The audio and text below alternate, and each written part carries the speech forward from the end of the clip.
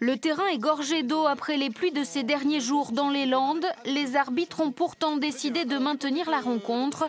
Le jeu au pied devrait donc être omniprésent. Dès la 5e minute, ce sont les Dacquois qui se mettent à la faute. Première tentative pour Fortassin. Le tir est bien dosé, mais le ballon touche le poteau.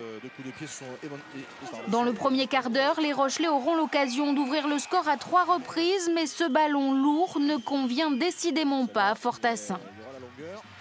Dax fait quant à lui preuve de réalisme sur cette faute en touche de Romain Sazi.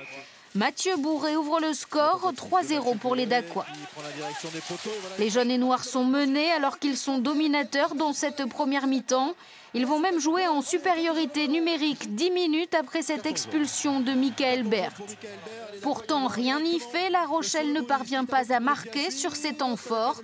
À la pause, le score n'a évolué que sur pénalité, égalité parfaite, 3 partout. On est quand même dans le match, on a une conquête efficace, on occupe leur camp, donc voilà, manque de chance, on ne score pas. C'est dommage qu'on tourne à 3-3, on aurait mérité de virer en tête, je pense. Avec le vent en deuxième période, ce sont pourtant les Dacquois qui se montrent les plus agressifs. Sur cette action, la ligne de défense rochelaise est hors jeu. Mathieu Bourré donne l'avantage aux rouges et blancs. Fabien Fortassin est plus en réussite, il lui répond du tac au tac. À un quart d'heure de la fin de la partie, Dax et La Rochelle sont à égalité, 9 partout. Au-dessus de Dax, la pénalité de Fabien Fortassin. Le résultat est incertain, mais une victoire assurerait déjà quasiment le maintien aux Dacquois. Dax pousse et condamne les Rochelais à la faute. Bourré donne l'avantage à son équipe, 12-9.